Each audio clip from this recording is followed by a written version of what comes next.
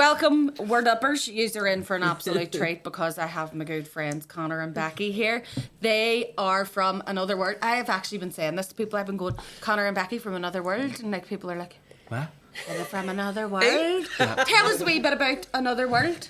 So we are called Another World Belfast, and we supply. We're a charity, and we're known for our message to show some love.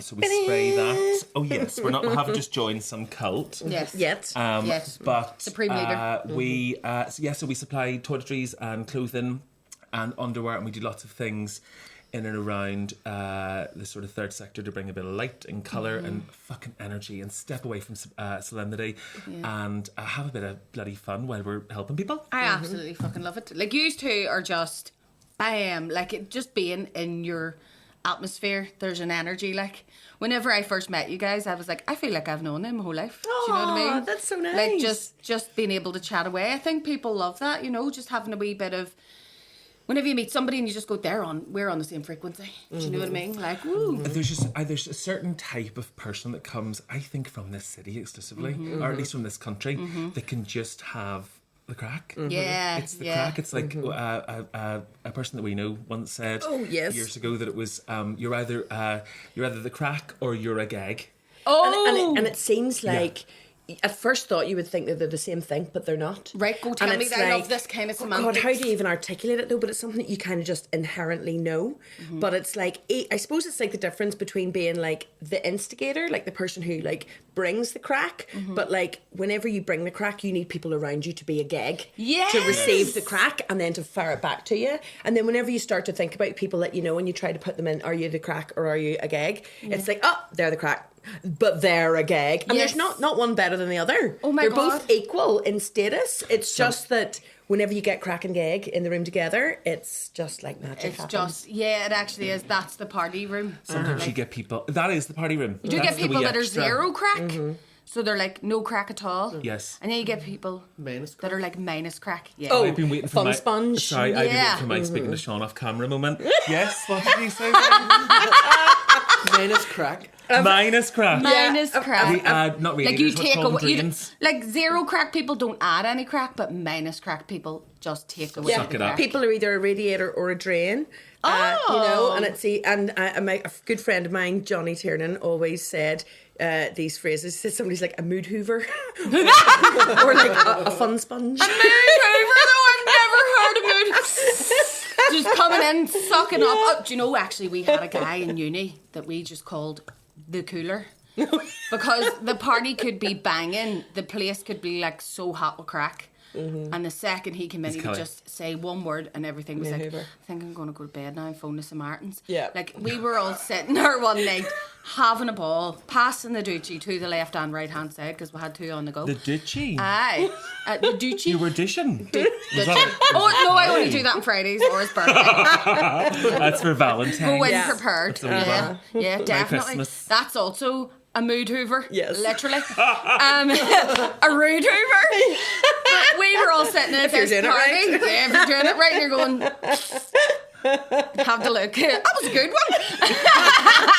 Not as horny now. Yeah, maybe not, but it's like the opposite to a fluffer. Yeah. On the other hand, my rectum, you could eat a fucking peach off it. Yeah. But gobble gobble. It's turkey. I say during the Curtis, I go, it's turkey time. Gobble gobble. Yeah. Steak and blowjob day. Steak and blowjob every day. Sorry, you're trying to tell your party story, but that's that for us that encapsulates straight people.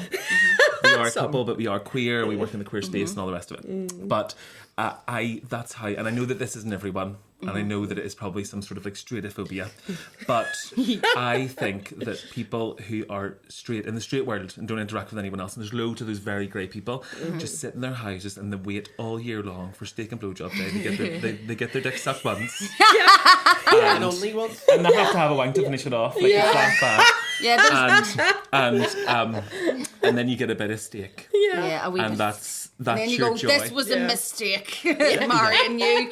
No, honestly, I really do think that there were. I will actually tell this story because why not? It's safe because you were chatting to and it's your show. No, sorry, I was on a news story. Oh, that story. sorry. Yeah, basically we were all sitting at a party having a laugh, and the cooler auditioned. walked in and went, "Has anybody ever held a dead baby?" And that was it. Whoa. Very big scratch. 5 just gone. Who came in?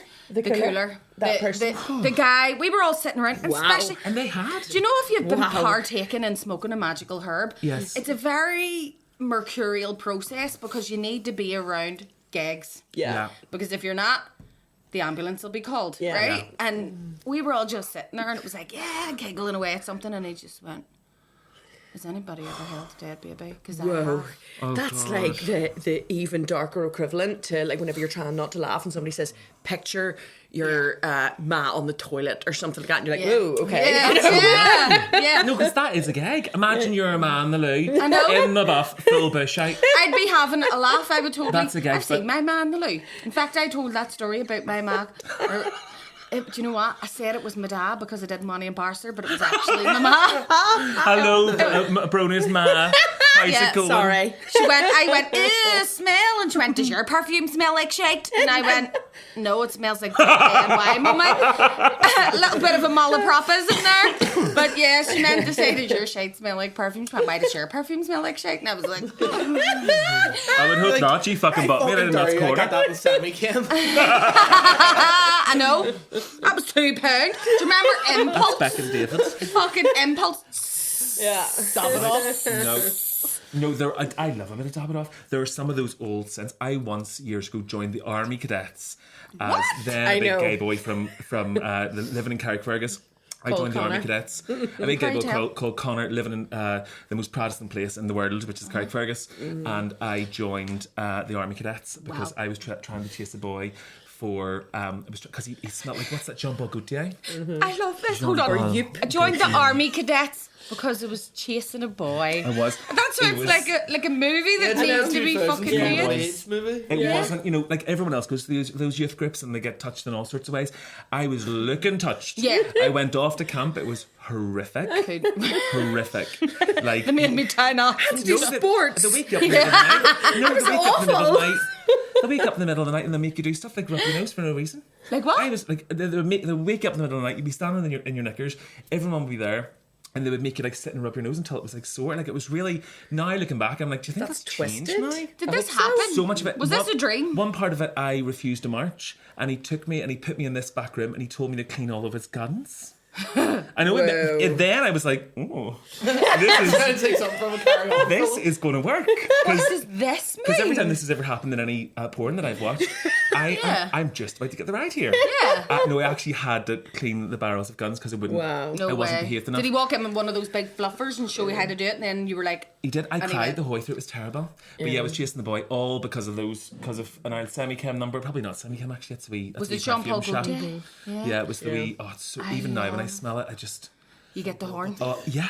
It is. We've got a candle in the shop that we make. It's called Daddy Issues, Oh. and it's based off that scent that you walk past a man on the street. You know it's a man because the smell, Yeah. that lovely Very way, mask scent. and you will before you even turn know that you want him to ride you in the next week. You know it. They must put like pheromones or something in it. Yeah. Like, do you know what my guilty pleasure is? And I know, see, whenever I was younger, and still now, Good. do you know the smell of Lynx Africa? Oh, Yes. that. There's something, I do not care who you're, in America it's X, Yeah. but whenever I get that smell in my nose and I go, somebody needs to finger me in an alley. Yeah. Do you know what I mean? Like, It's God that. forgive me, but it just, God forgive Up me. beside him, a cat. He's not Do you know something lovely that happened actually? It happened last Christmas and we'll do it again this year. But one of our gorgeous volunteers, June, who is really proactive in the queer scene, and is just like a mummy to everybody. Goes to Pride, does the mummy hugs along with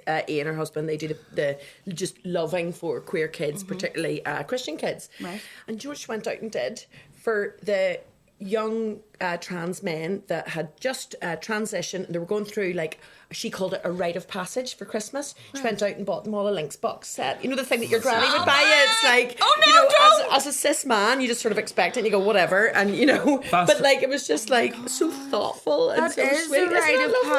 passage, yeah. Fast forward a Yeah. couple of months and you're out the back of Thompson's getting fingered by them. Yeah. That's what it is. Just go live your best life, Live baby. your best Lynx We're here life. for you. Yeah. Hercules. Yes. That might be a wee sponsorship opportunity. Links, if you're listening. Links of London also. Yeah. Yeah, well, just links in general. Yeah. Links, yeah. I absolutely love it. Do you know, I have a question to ask you because you mentioned it there. Rubbed your nose? They made you rub your nose in the It's middle of the one of my night? lasting memories is standing weird. in the buff. No, sorry, not in the buff. But in the wee the wee pants? pants. I've always worn. I like to wear pants, like wee Yeah. pants. I tried to be like the other boys, and it's just that's what I want to You wear. want to keep it tidy. I want it in. Keep it together. And yeah, so they make you get out of bed, stand there in the freezing cold in the middle of the night. I remember that the doors were open. There was this like sort of dorm in, I think, Ballykilner or something. These sort of older sort of maybe once in the actual military men. We had to stand to, and we had to rub our noses. I remember it being so burny and sore that it was like, you know, what years ago you would give yourself chicken scratches. Yeah, Chinese burns. Or, I was It's a really similar feeling. I suppose this isn't really like a self-help podcast, so we're not gonna. It's not Not a therapy self-help. either. Yeah, But but it is. It's I was- good therapy. I was sort of the anxious child that just really didn't need that. Like I probably then didn't want anything else, but I just wanted to maybe see his willy. Yeah. You know, like that would have done me for like a year. You'd have been happy enough just something Yeah. for the wank bank. Exactly. Like exactly. actually like a wee glance and then but you ended up rubbing the wee nose off yourself. Twisted that? Like, that It seems really a lot is. of control. A lot of it was It's like- crazy. They would withhold food. I mean, it's No, that's abuse. Yeah. There's lots of like campaigns now of like, you know, people who went into the army and then luckily, you know, got out like after a couple of years and Yeah. are now like going back and talking about all the And being like abuse detransitioned or whatever. No, not detransitioned. What is it whenever somebody comes out of a cult? Or whenever they come out of a religion? Deprogrammed. Deprogrammed. Yes, Deprogrammed. yes, yes. Yeah. But it's those things that people do not talk about. And the fact, no matter who the army is, it is, we're sending mostly our most deprived and vulnerable off to war. Yeah. Or we're sending them to the training often lots of situations. young people in like care and stuff. Yeah. or Yeah.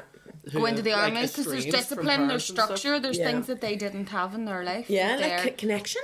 Yeah. And like Yeah, people like a around them, like fraternity. camaraderie and stuff. Yeah, Yeah. fuck that shit. And do you know what it is? It's essentially just saying that working class young men are cannon fodder. Yeah. Yeah. Just you go off and get shot there because it doesn't matter. I'm sure there's a lot of people who are like army or military backgrounds that would disagree there, but personally, I don't think but that's a fact. It's, Yeah, it's it not is an a fact. opinion. Like, Yeah. It's look at hard what to they disagree. did. It works for some people. For those people, it might have worked, but for others, it's really. Do you know, it's I read a scarring. book there called, it's by this guy who wrote a wee book called Stories the Mushroom Pickers Told. I just discover all these wee books that you can read for free, you know, on Kindle. He lives in America, but he's an Irishman, and this was called The Bridge, and it was about these kids that all lived around this bridge in Dublin, and these two boys, like Irish boys, set off to go to war. So they're going, well, they don't want to go to war. They think they're joining the army because they're going to go to India. Yeah. They get brand new clothes and all, you know, and they're all delighted with themselves because they're like, we're going to see the world. We're going on an adventure. We're going to India. And then halfway through their journey to India, they get turned around and they're sent off to fight in France for World War One.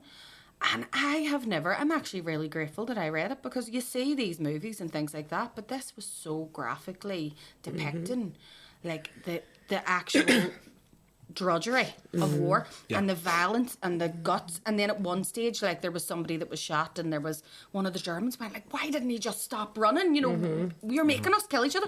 And then like 100 yards down the road, there were these generals living in this big fucking mansion, you know, and it tells the story of how he trudges through the dirt and the muck and the dead bodies to get to this general to talk to him, and he's sitting there like, oh my god, wouldn't even touch him because he's covered in lace. And I just went, that's how they think. We're just cannon fodder. We're just go off, let us kill your son so that like we can, like it was just a pissing contest, the fucking World War One anyway. But sorry, we're getting real.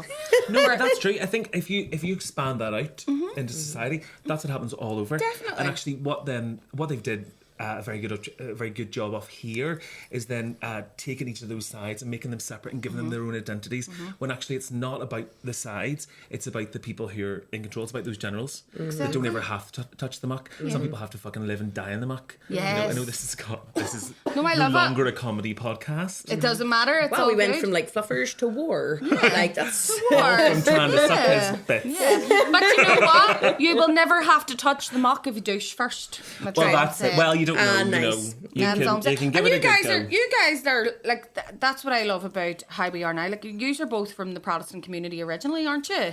Like we are, yes. Like I'm a lapsed Catholic, but I think as we've got, especially our generation, because we were the ones that like were kind of, whenever the Good Friday Agreement was happening and stuff, and it was like, we need to get these kids to get along with each other, these young people to like. Well, you were the cross communities. We were the cross community ones. Do you know what I mean? So I think like now, I mean, I'm married to an Englishman. So. If you're a lapsed, I think I'm a pro-lapsed Protestant. I think that's sort of where I am. I've never believed in any deity, any organised religion. Like I was brought to Sunday school by my granny whenever I was a kid, but only I think just to get me out of my parents' hair. I was always jealous of the Protestants in their Sunday school. Anything. Because didn't you get to colour in pictures and all on Sunday school?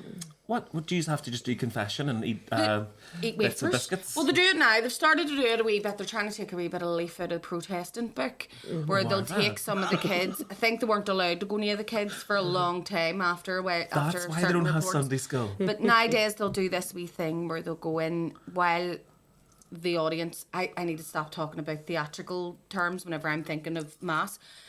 The audience, the congregation, yes. Whenever they're doing like the liturgy of the word, the kids will all go in and colour in pictures of Jesus now. But we never ever did. We had to sit through it. Like, what the fuck is going on here? And I was always like, Mommy, can we just be Protestant? Because I would like to colour in. Be easier. Yeah. I remember the first time I was ever in a chapel, or at least the first time I was ever part of a service, and it was for a funeral.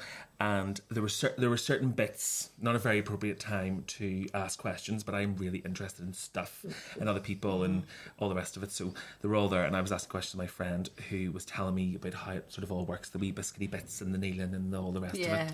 And there was a part towards the end of that where she was really saying, Connor, like, you gotta fuck up here, darling. Like, I can tell you all about this afterwards, but like, I know you're interested, but this is a funeral, so just don't be kneeling, just sit in your hole and stop fucking talking.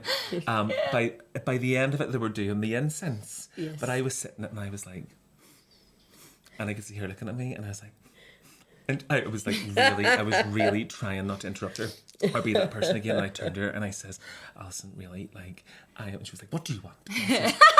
I says, there is a fire here. There is a fire in this building. Don't be alarmed. What are we going to do? What are we going to do about this? And she was like, it's fucking incense. Like, she just like overwhelmingly passed. No, I'm not trying to be insensitive. I'm just saying there's a fire. It's incense. See, maybe that's where like we kind of love the wee connotations of hippiness because we're used to like the incense being like I would walk into my ma's house and be like, smells like a church in here. I love that. I love all the incense, lighting all the candles and pretending you're really holy while you're watching Married at First Sight. I love maths. Me maths. For all of the problems that type of media has brought into the world, I sort of my dirty secret is that I fucking love shit reality TV. It's not very often, but occasionally somebody will tell us we have to watch something, and it's either that or Below Deck or as long as it's not exploitative, as long as it's not like punching down, and so long as it's not like also just like too celebratory of like people. Like I cannot abide Love Island. Can't do it. Love Island. No, hate it. I tried to watch one episode of it before. Couldn't do it. We had a Married at First Sight alum in here. Did you? West Game White. Ben Jardine. Oh, we haven't watched that many back. We've started watching the one right now. Season 1. Did he make it? Well, they got married, but I think everyone gets married. So that's base level. That's. Apparently they've got a 6% success one of our rate. songs was in Married at First Sight Australia. Get away! Where the? Well, that was the first one that we watched. Was Australia? Yeah, I watched the Australian one with Aoife. She loves that. You know, I don't get time to like. If I get to watch anything, it's usually Coco Melon. Yeah, but I do love the fights. Yeah. Normally, like the way I love seeing people getting exposed. Do you know what I mean? Like there was a woman and she was cheating with this other woman's husband, and I was like, "What the fuck's going on?" That was on Married at First Sight. Yes, and Married at First Sight. There's a back catalogue to watch there in Australia, and they were like, "But you're with my husband, you fucking bitch," and you were like, "You have known each other." And were they also Cockneys? sometimes that Indian, your Australian? depending. Yes, often. I can do a couple of accents quite badly, but often if it's anywhere else from around the world, people are like, so we're the Indian? And Yeah, I'm like, no. no, Just stop. it sounds not like that. Yeah, like Paul Rudd doing the slapping the bass. Yeah. Yes, man. Why is he Irish? He's not Irish. Well, this will be the last man. podcast ever because we have just been cancelled.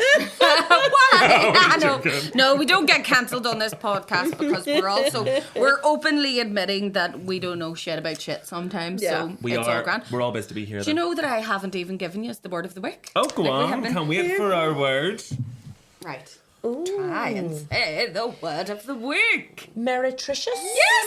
Okay. Have you been reading my notes? I mean, There's no pronunciation in there. Very good, yes. Now that I know there are notes, I really want to read them.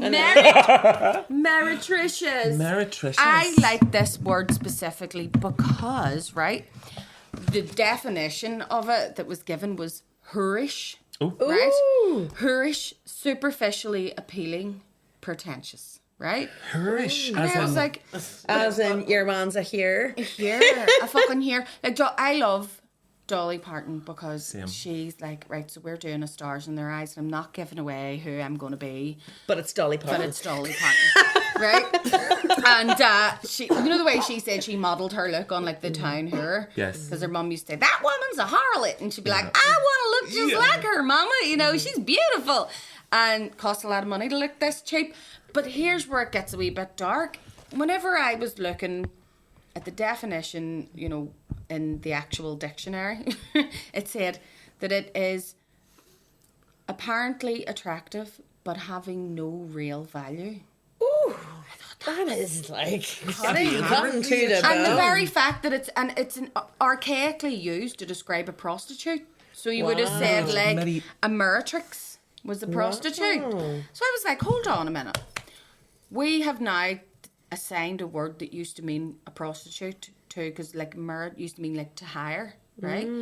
And we've assigned that word to mean something that looks good but isn't worth anything. And I was What's the actual definition? Because there was right, so Herish. Herish. What does Herish mean? So like, I don't know. That's why I just absolutely love Herish. that's the whole I'm point of this assuming like podcast.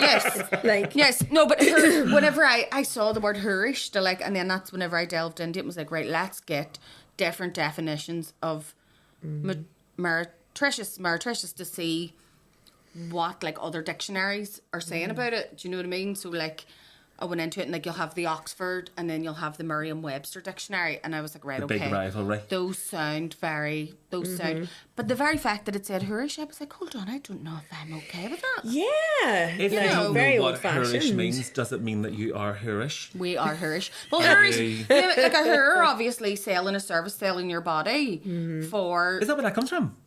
Yeah, Yeah. like a her. Is that why people say that? Yeah. Yeah, well, like, If you're her, you know. but I suppose like now we would now in the traditional sense now, whenever we were talking like in the community, we would talk about sex workers and that is a valid thing for somebody to do. This sort of is thing. what I But was- this is very oldie, worldly language. It's very and archaic. Like, yeah. It's very, and I just thought the very fact, like whenever I went in to look at this, people were like, "This is how you use Meretricious," and I thought, well, they'll actually use it like so. They'll say there was an example. Where did I put it? It said, like Meretricious souvenirs for the tourist trade. Oh, right. So I like get they that. look really good. They have no real purpose, but they look pretty. A magnet.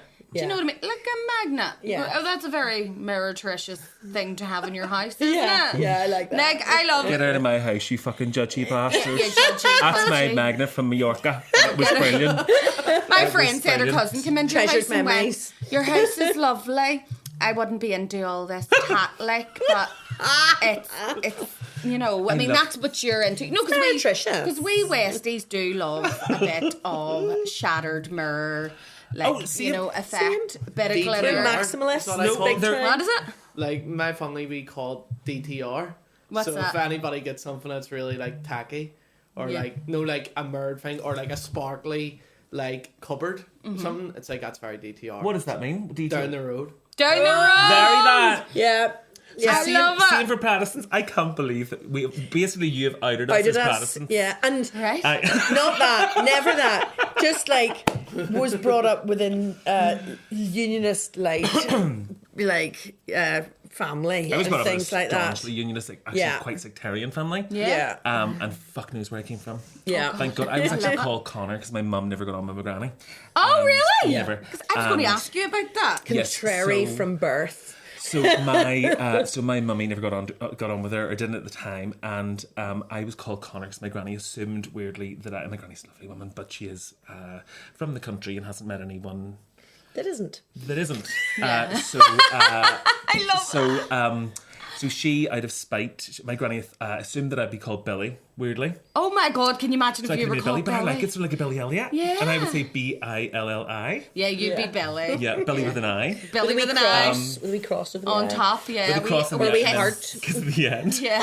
Yeah, I'm Billy, but I'm not like the other Billy. Billy Stylish. Never mind. Billy Stylish! That's a good drag name. drag Billy That Stylish. is amazing. Oh, I love It's sort of it. like the Protestant Billie Eilish. Oh, yeah. Very stylish. Well, That's a we good put those sign two for a Billie things Eilish together, concert. definitely. Are you a Yeah. Protestant? So she assumed that I'd be called Billy. So out of spite, because that's very my mother, Yeah. she called me Connor. So I love that. But it's it great. works. I love your ma. I'm Well- sorry, I've never met her, but she sounds like you would not. some woman. Yeah, from I don't know if you'd be a big fan. No, No. maybe not. No. She needs a big van to move her, never mind.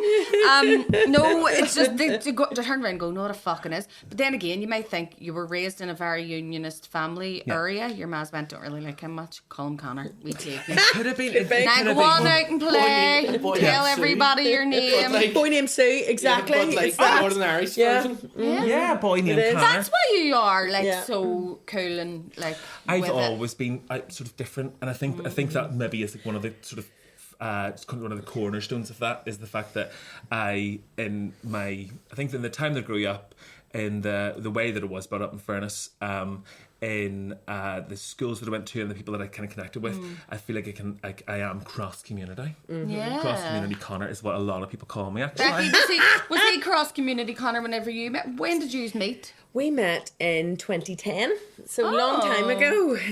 this is very married at first sight. Yeah. Isn't it? Have we got a new 2010 series? was 13 years ago. Yeah, a long time ago. the heck? But we've Yeah. been doing what we're doing for 6 years. Right. We're just about to have our 6th birthday with it. And if you can, Wine Tavern Street. It is Wine Tavern Street. We're It on Wine is Tavern Street, out absolutely the back of Castle class. Court. If you go in there, there's like lots of lovely vintage type clothes and Yes. like lots of, you will find. So I found We're a a very lovely top. fancy charity shop Yes, it's with a load of class. extra bits. We're really focused on sustainability and all the rest of it. Before you continue with your story, we would often say about the shop that it is bright pink and full of gays. Love it. And we were speaking to someone the other day at this event, and one of the guys that was running it came up to me at the end and says, "Do you know the way you describe your shop, that it's bright pink and full of gays?" He went, "Same here." Wonderful.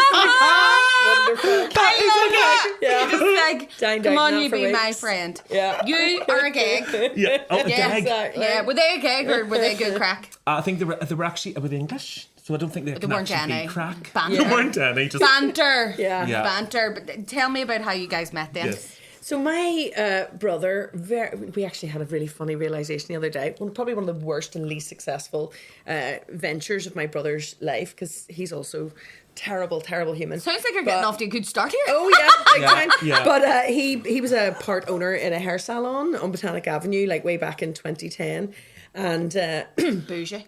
didn't go so well nice. for them long term. But that I had just moved to London at the time, and actually I was flying back to support and get my hair done there. And Connor, as the most senior stylist, was sort of, As a hairdresser. wheeled out for like one of the boss's sisters coming in I to get her love hair it. done. Yeah. And I was just like, who is this magic human? Yeah. Like you were only like in 2010, you were only like 21 or something like that then, or Barely like sober. just Stoned off my balls, probably still wiped out from last night. Yeah. The But, good like, times. Yeah, great haircuts. Fucking The good crack. times. Yeah. The crack. This is going to be interesting. Yeah, and like I just thought like this human is amazing, and just at the time he did the Facebook friends thing, and then I was going forwards and backwards, Yeah. London and back to Belfast again, and we just sort of stayed connected through Facebook and Instagram and things, and then Conor went around the world traveling and working in different humanitarian projects and just generally growing as a human and overcoming trauma and being re-traumatized and all of those things. And then whenever they came back to Belfast in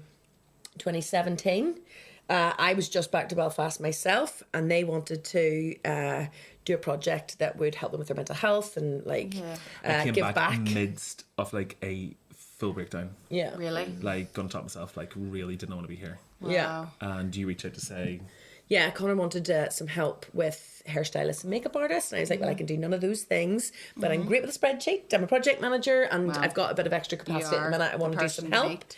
And I was very interested I was in the corporate sector for many years, like, which is great, learned lots of skills. But I was in a role where it wasn't like very fulfilling, and I knew I had something else I needed to get my teeth into. I was much more interested in things that were more social, more community based, and I just thought, okay, well, I'll give Connor a hand, and it's kind of just grown from there. And that was like August 2017. It was meant to be a 6 week. We say this a lot, but it was meant to be a 6 week pop up. Yeah. And some fucking high, it is a 6 year It's amazing. a mad journey. Yeah. And not only have you done amazing things, you have a really like amazing bond, don't you? Yeah. You know, so Sometimes I don't even putting it stop. back. Yeah, it's weird because I know, like, by one word or even just a thought of what Connor's... So you see me laughing at something and he hasn't even said it haven't yet. even It's very spoke. weird. You have like that Freaks people telepathy out. going Yeah. on where you're Call it just mind like, talking. oh my God, what is happening here? Yeah. Like, and so I actually love getting into mental health a wee bit on the show because I think that we are really open about it. Like, I'm fucking pickle letter. I have it. Do you know what I mean? But I've been there too, where it's, you know, you actually just feel like you don't want to be here anymore. Yeah. And then you can just, I think, whether or not you believe in God or the universe or whatever, sometimes you're just put together and it's like, I have this Totally. wee person for you. Do you know what I mean? Like, your vibrate, you just draw people Very in. that. Do you know what I mean? Like, You've got shit to do. yeah, you ain't going anywhere. yeah. You've got... And it's always people. It's all, no matter the funk you're in, no matter whether you're experiencing mental ill health or whether you've got like an illness or whether you're just feeling low or, you know, and there's all the different gradients and colours of that. But like, no matter what, it's always people that get you out of it. Whether it's medical professionals, whether it's a friend or family or whatever, even on the harder days that we've had, the thing that always brings us out is like seeing our volunteers or our friends or our, you know, no matter what, it brings you out of it every We accept time. them all. Herish or Meretricious. Meretricious or whatever. you What know. would be the most meretricious thing you have in the shop? Like, that looks amazing, but you go, how are you even going to wear that? Like, That it looks is- great. Oh, do you know, we don't normally have them in. We don't normally have it in the shop too much unless it's a really incredible piece that's just very special. But so much of just like fashion of the world that we Yeah. wear right now is just mad. Yeah. Like loads of the stuff that you'll see me wearing is stuff that we wouldn't dream of selling because it's going to fall apart. It's going to fall off your back. Yeah. It's costume. Oh, I love it. Yes. And that's actually really good. That's a good definition for that word. Meretricious. It's the stuff you buy from Shein or from God knows where else. You know, it's all of those. It's like disposable. It's disposable. It has a veneer of like, I don't even know if it has a veneer of it, but This some is of them. what I want to say about what I feel like today. There's that Yes. lovely line in The Devil Wears Prada where, and I actually came a lot from sort of her view on it, where I was like, fashion, it's a bit fucking, and whenever he delivered that line and he said, but it isn't just something that looks pretty, you live your life in it. And I went, Yeah. Devil Wears Prada is that's deep. where You live your it's life at. in it, you know. And I found, see, especially whenever like I'm really down or really depressed, like I always wear makeup, like just Same. generally always wear makeup.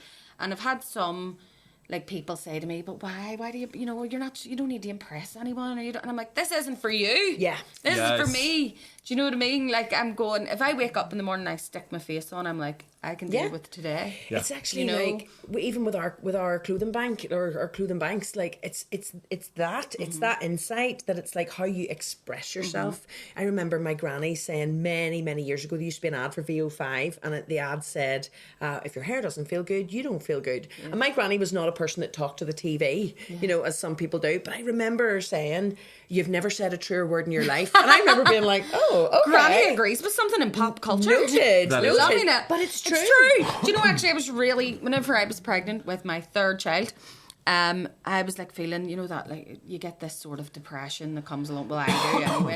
And I was just like, I cannot fucking shift myself. I feel like shit. What am I?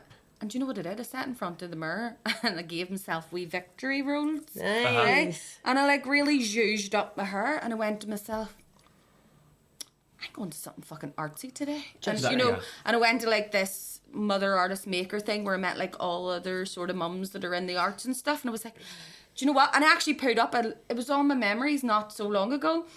It said, pro tip, you can really fool yourself and other people into thinking you've got your shit together if your hair looks good. Yeah. Yeah. I was like, It's true. do you know what? You can just generally fool yourself. You know, the like so much of my It's cheaper than a therapist getting your hair done, getting your nails done. You Yeah. sit there.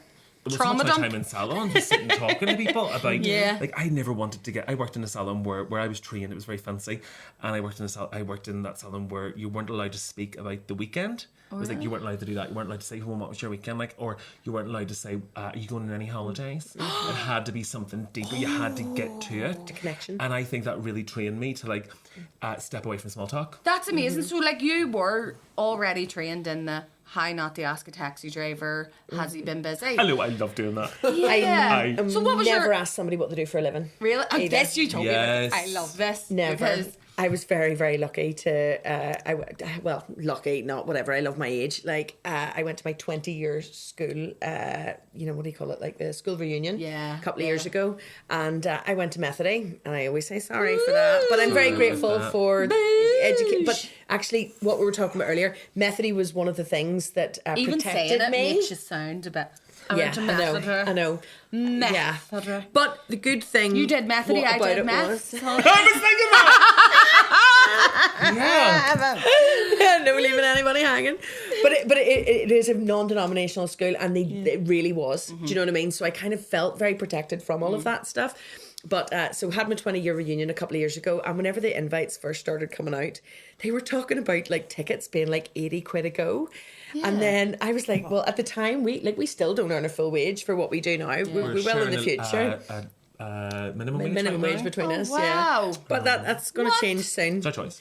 But Amazing. That is amazing, though. But at the time, I was like, no, there's just not a chance that is affordable. And not just for me. And I'm like very comfortable to talk. I mean, it's our choice what we do. But like that could really shame people, Yeah. where people would maybe stretch to go and Absolutely. then put themselves really out. It's Very Hard to presumptuous, take. like, to it think. is very presumptuous. And so anyway, spoke to the person that was organising it, and very kindly they offered for me to go along free of charge. And not only that, but they would do a wee raffle for to fundraise for us. Yes. Now, since then, they did change it. They made it a wee bit more modest, and it was more achievable for people. Becky was rented Pavo. Yeah, Yes. I went along. I love and it. everybody was all I dressed love up the to the term nines, Pavo. and I'm there in my Show Some Love t-shirt and my leggings, and I just played a game.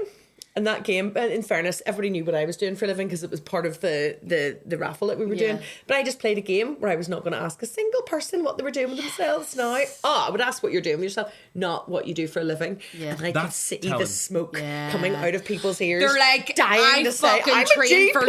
10 years to tell you this. Yeah, I can't wait to fucking just ask me what to do. Whereas Yeah. I'm sitting waiting and I'm like, I'm a minor local celebrity. Yeah. Actually, Actually, and you're like, I'm actually a very successful comedian. do you Comedian. know who I am? No, I'm a nobody. No, but do you know what the best question to ask there would be? Because you're standing there and you've achieved everything that you have, and you're like, so how happy are you?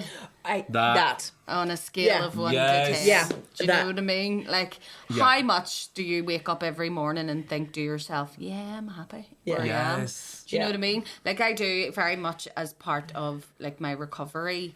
Whenever I'm having my coffee every morning, I have to get up half an hour before anybody else does, at least. Yeah. An hour, I love it. And just think to myself, oh, fuck. And then I do my gratitude. Do you know what I mean? So Totally. I'm like, what am I grateful for? Me and Aoife now text each other our gratitude points. Do you know what I mean? Love it. Just Oh, that's to be good. like, because I didn't want to. Usually we are in touch, me and my best friend, all day long. But normally I realised that I was like trauma dumping. Like, wait to hear the shit that's just after happening to me. I have fudge all over my fingers from the baby's nappy and whatever. Wow. And me and her, we do tell each other like the shit things. But I was like, from now on, in the morning, our first text message to each other should be our gratitude. Oh, I love that. So that, like, we're opening with, I'm grateful for, and it isn't always, sometimes I just am like, I'm so grateful I have you to send this message to. Yeah. And it's not always like, I try to actually think of things that, like, I'm not taking them for granted, but aren't just like, oh, my kids. Yeah. Do you know what I mean? Yeah. Because Yeah. I love my kids, but they have their own little lives. So I'm like, I'm grateful for, the fact that I have a wee fucking it can be something as simple as that. Like, I have a wee coffee machine. Do you know what I mean? I love this coffee.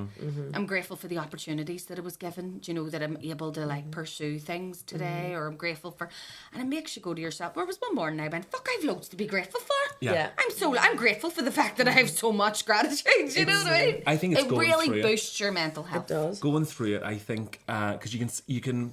It's like the thing that I kind of need from someone, and luckily most humans have been through it and they've seen the darkness. Yeah. Some people haven't. They just kind of they haven't experienced They've it never. yet, and you can't meet on that level. It's not. It's I call them bubble people. I'm kind of jealous of them though.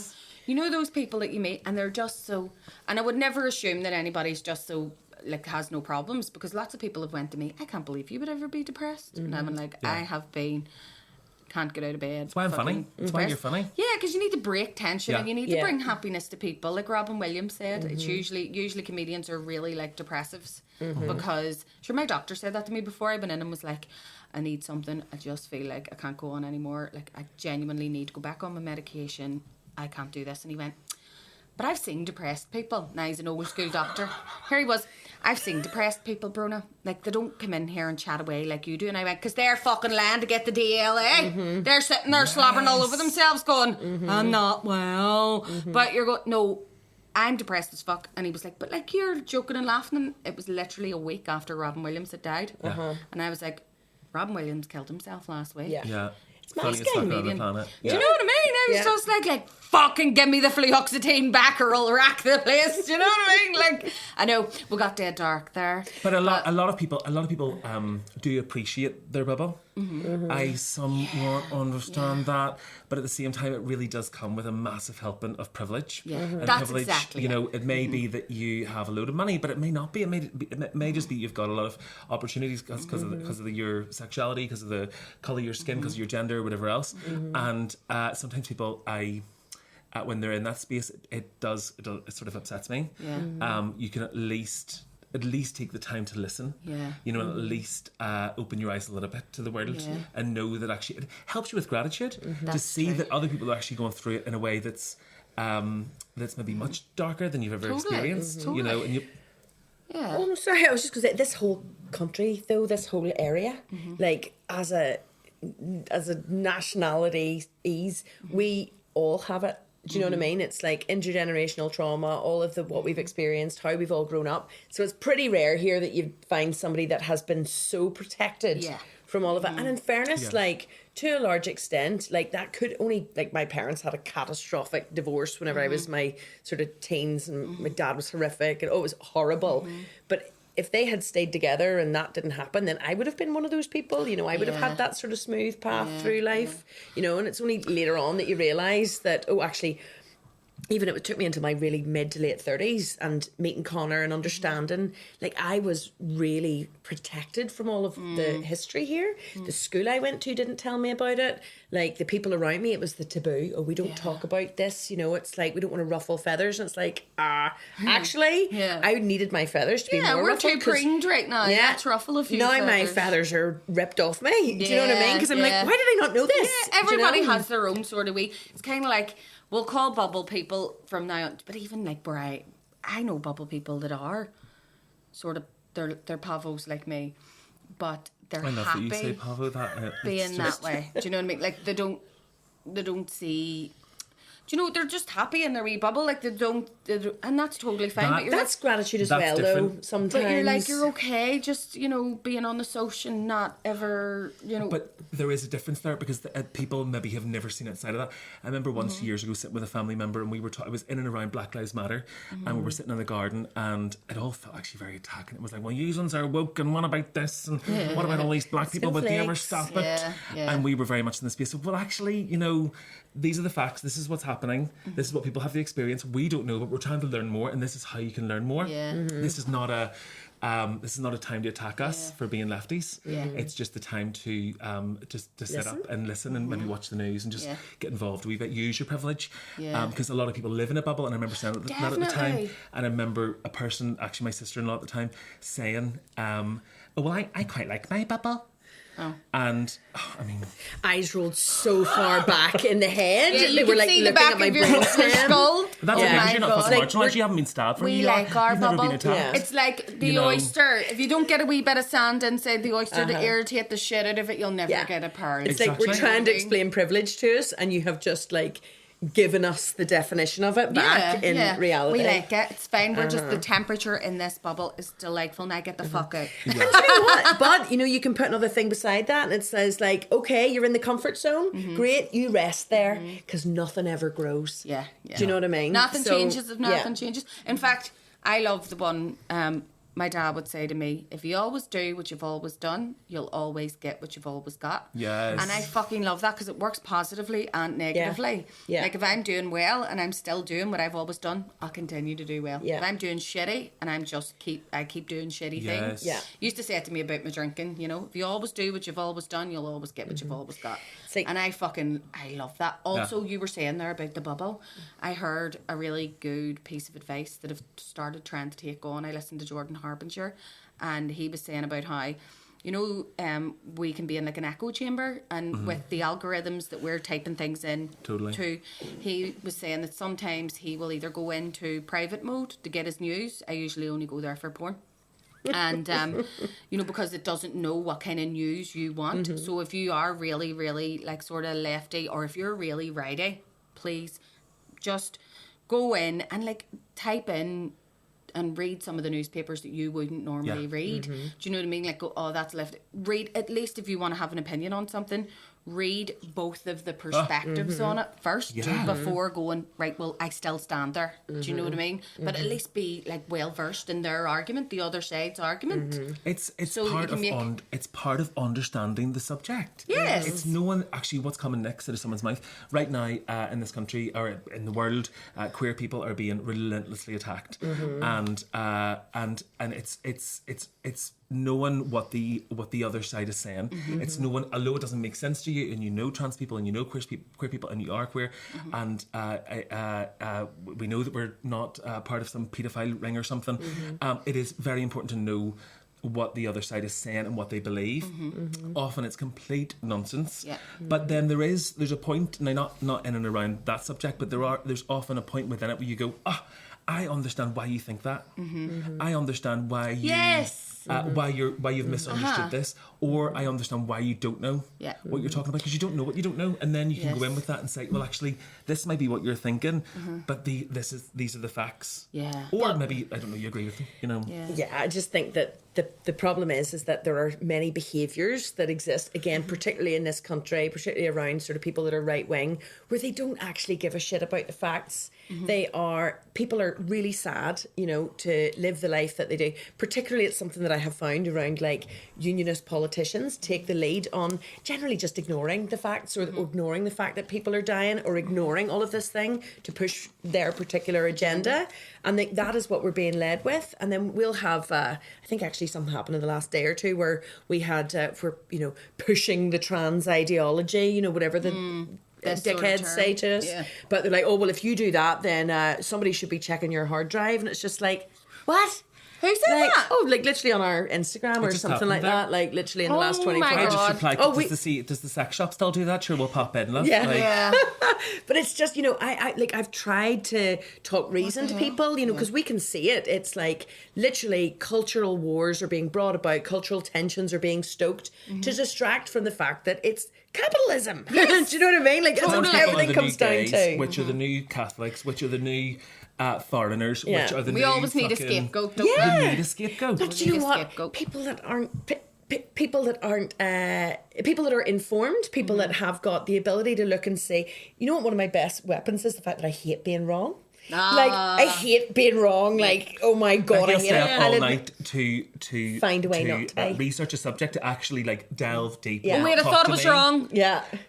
I'm not. It's fine to find a way out of it. Yeah. No. God. But at the same time, if I am, I will happily admit it. Like, I'm uncomfortable too, because you can't be right all the time. However, it's because I really don't want to be wrong. I want to know like what actually is the answer. Like, so I want to read and research a topic and understand it and get underneath it. Yeah. And the thing that I don't understand is why other people don't do the same thing. Because the information is very clearly out there, and we just look at that one sentence of like, be on the right side of history. Yeah. Look back on what happened to people of colour. Look back on what happened to women. Look back, you know what I mean? Just like, if you don't want to be wrong, don't set yourself up to be by drinking the Kool-Aid. Education, education.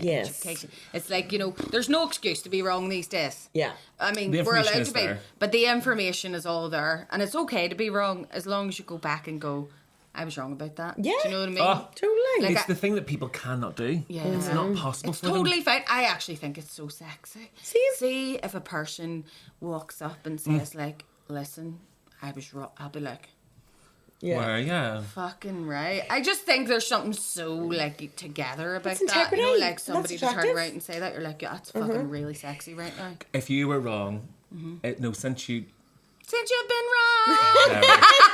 Thank you. You're a professional. Do you know what? You can see it's like perennium. Put in my head for weeks. I swear to God, you should do a Christmas single. You should do. Yeah. You're a fucking professional. You just seen that I was in a ditch and you went, I'm going to fucking save you. Since you've been wrong. Get on. Yes. Oh, here we haven't even done the dirty word of the week. Just yes, we want it. So but what was that one? The other one was This one was Meretricious. Meretricious. You're a meretricious wee bastard. Get out of my house. Meretricious. XBLE. Meretricious. Happy New Year. I love it. Come on, Sean. Meretricious and happy new queers. Meretricious, everyone. That's a Christmas number one. That really is a Christmas. is. No. Cher. Sorry, we're going to get to the word. But Yeah. Cher, I'm here as psychic fucking Sally to let you know that Cher is going to have the Christmas number one. Yeah. Her song, I can't even think of it right now. It's called Play a Christmas This is Song. so DJ gay. Play a Christmas song. Or DJ something Play a like that. Christmas Is she actually song. gonna? Yeah. Oh my God. She did it in a club in Paris. The guys have been sharing queer it. hotline. Yeah. She. Oh, we're sorry. fighting this out, folks. Through the queer hotline. I like that actually. Right, so Cher and Cher alike. I'm going to actually be listening to that way up the road. Like Cher and Cher alike. You're like, we should do that, like for Stars in Their Eyes. Get a Cher, and get someone else. Just both be Halloween, we'll be Cher and Cher alike.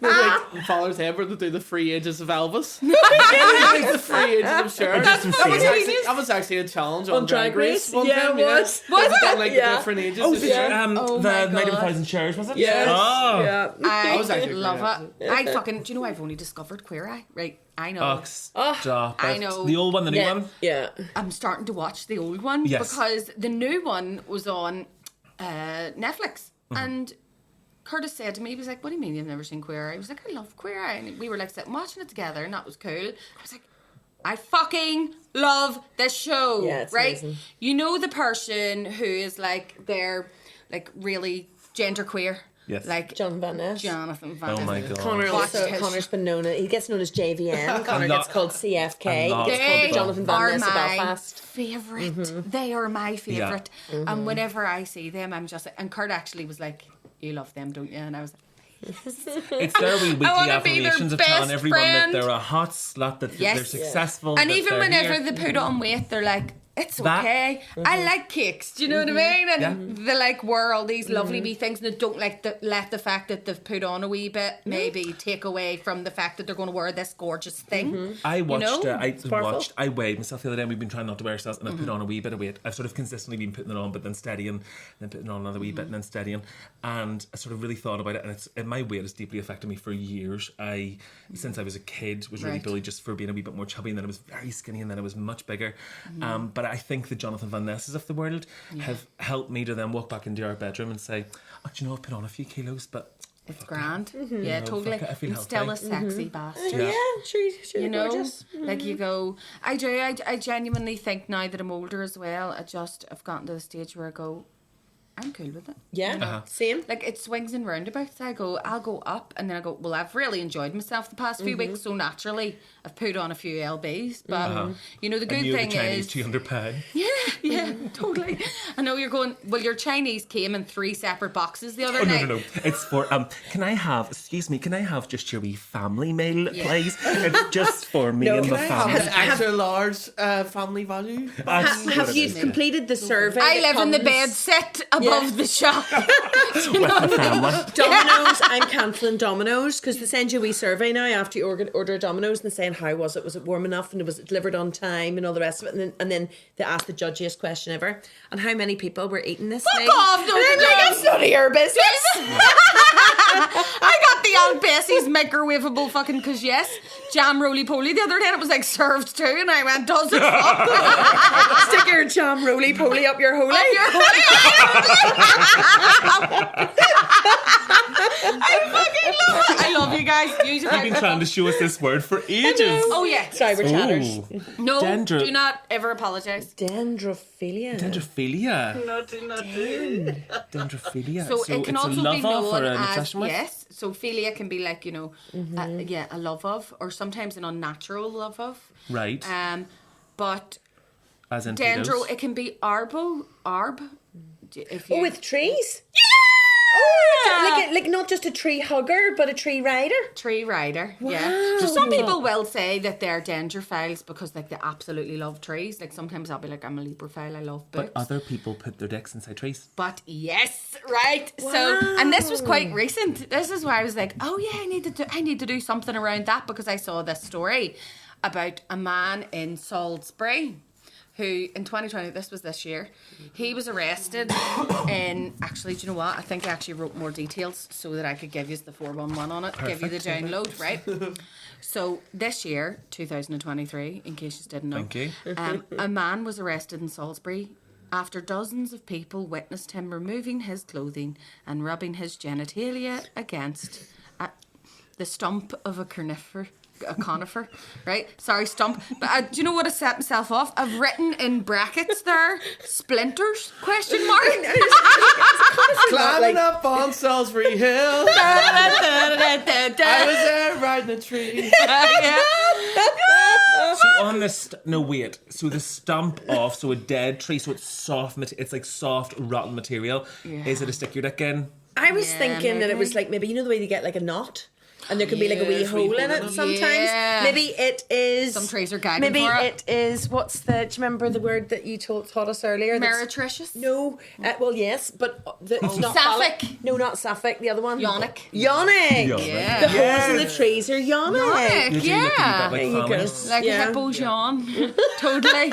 And do you know something? It's not, obviously, well, in the UK it isn't illegal to have sex with trees. But it is illegal to get your dick out. But it is illegal. So he was. in public. It said that he was arrested, right, and charged with indecent exposure, but he was released on bail pending inquiries. I just thought, can you imagine them walking up to the tree? With a wee mini tree where Is this and you know with a picture of the man sapling. going? Is this the man that touched you? And them going? Is that my dead granny that's printed on? Like what the fuck?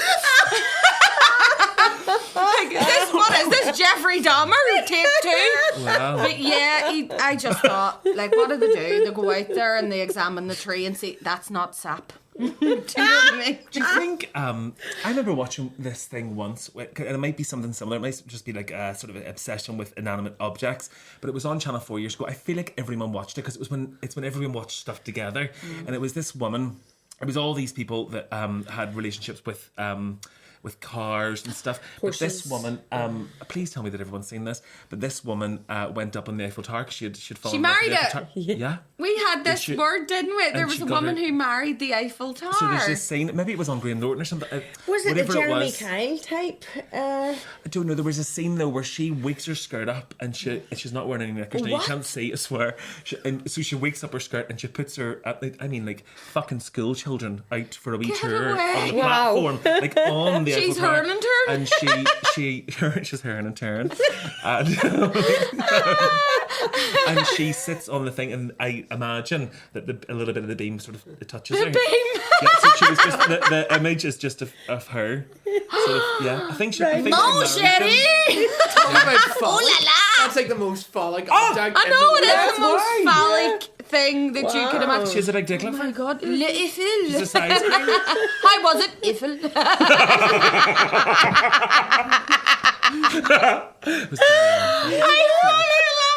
That is brilliant. That is brilliant. I fucking love it. Imagine marrying the Eiffel Tower. Does that mean like if you divorce you get half of it? Well, Like, you what way just does get, that don't know, maybe Part you of the could part of the entry fee or something like Entry that. fee. Yeah. She was, what's the other word? She was, all I can think of is now is her. Oh yeah, she was Meretricious. Meretricious. She was Meretricious. Yeah, but the Eiffel Tower would be long meretricious because it looks really good, but it's not useful in any way. Yes. Do you know what I mean? There you go. Yes. There you go. I fucking absolutely loved having you two on. Are we done? Yeah, Are we being you cut? Do you want to keep going? Sean's cut. I actually could talk to you two all day This is a long. fucking mutiny. This is our podcast. Now get the Like, fuck off. absolutely. Sean, fuck off. Stop telling us to stop. Hands up, who wants these folks on as a fucking regular? Absolutely. We could do a segment. Yeah? Yeah, we could do a What we'll segment. call it? The Queer Corner. Queer Corner. Meretricious chat. Yes! Meretricious musings. Yeah. We're Follow here us in over turn. on the Patreon if you want to see some more of this.